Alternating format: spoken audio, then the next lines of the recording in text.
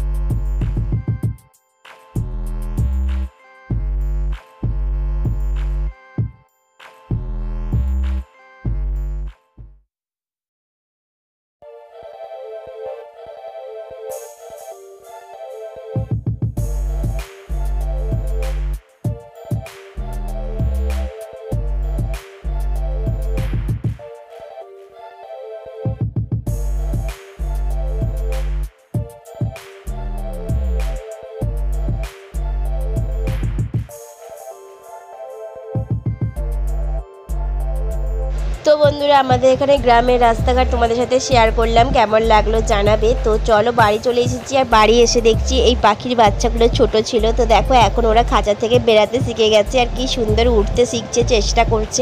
বেশ ভালো লাগছে এসে, তো খুব মজা লাগছে ওদেরকে দেখে। তো দেখো ওরা কিভাবে উড়ে যাচ্ছে, আর ওর মা এভাবে খাবার নিয়ে এসে ওদেরকে দিচ্ছে, কখন থেকে খাবার দেওয়ার চেষ্টা করছে। তো দেখতে থাকো পুরো ভিডিওটা।